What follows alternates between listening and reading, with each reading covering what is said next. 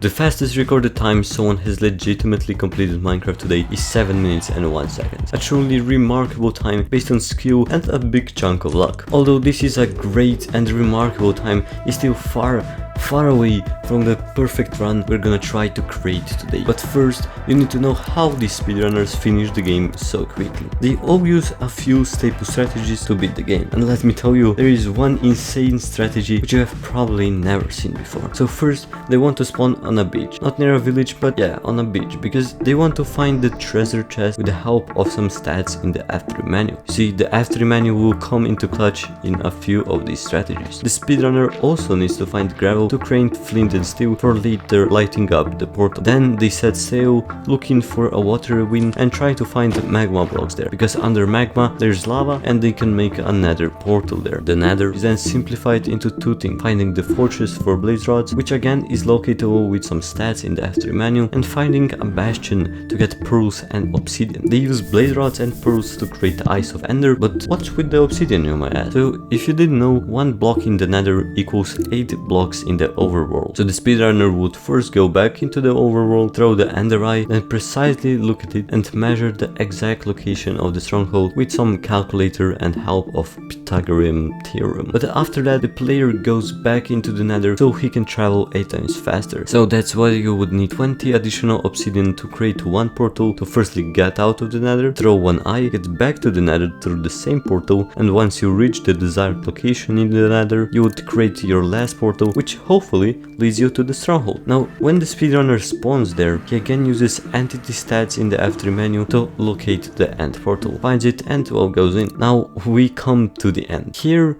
we know a bunch of different strategies used which were developed through the year. Most common today is 1 cycle, which would mean that you would wait for the dragon to perch and then you would kill him with bats before he can fly away. A harder and more recent strategy would be 0 cycle, where you don't need to wait for the dragon to perch, but you throw a pearl at a specific tower and then go even higher with blocks and defeat the dragon with bats from there. So basically you defeat him before he can even perch. That's called a 0 cycle, even harder than 1 cycle. But there is one even more recent strategy which is way faster but almost at the point of being a glitch, which defeats the dragon almost instantly. Now all of these strategies are really optimized for random runs and are the fastest we know of today, but in the perfect run we actually won't use any of them, because if you want to make the perfect run, that would mean extreme luck, and that extreme luck would look something like this. A player would spawn near a ruined portal and there would be a chest with 1 pearl, 2 golden carrots for the food throughout the run, and a golden axe. Now immediately as you would spawn in the nether, you would throw an ender pearl exactly 80 blocks in the direction of the stronghold. Now how do you know the direction? Well, you actually don't, but you're just extremely lucky. Why 80 blocks? Because that is the closest a stronghold can spawn to you in Java Edition, and because we are making the perfect run, the stronghold is gonna be the closest to you. Now meanwhile the pearl was falling down, you would be in a bastion with a double chest which would give you 10 obsidian, 3 string, 1 arrow, 2 pearls and a fireball. To loot all these, you would have about 5 seconds while you wait for the pearl to land. Now when the pearl has landed, you would be already ready for the next part, which would include chopping down 2 logs and 1 wine.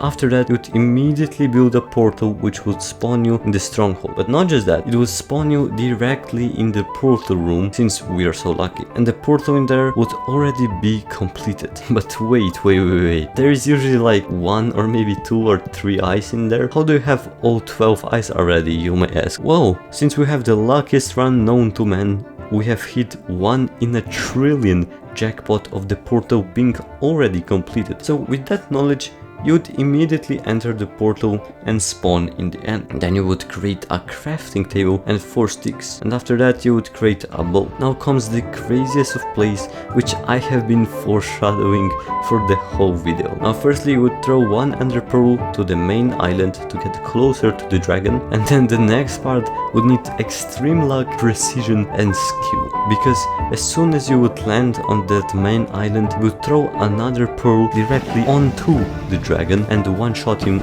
with your bow. Now I know it sounds crazy, but it's actually legit. So let me first explain the one-shot mechanic. So the damage of the arrow in Minecraft is based on the velocity. So if you let the dragon hit you and then you shoot the dragon, in the next 3 ticks or 1/6 of a second, you have extreme velocity and the arrow will then deal extreme damage, effectively one-shotting the dragon. If you still aren't convinced, check out this mechanic in some other videos if you wish. But back to the run, the only thing that is left for you is clutching up with the wine you got from the Nether and entering the end credits portal. Now let's answer how much time this would actually take. By my calculations, it would take about 45 seconds, give or take. And the probability of it ever happening, I don't know, but it's probably like 1 in a Google or something percent or something like that. I hope you enjoyed, and as always, see you next time, folks.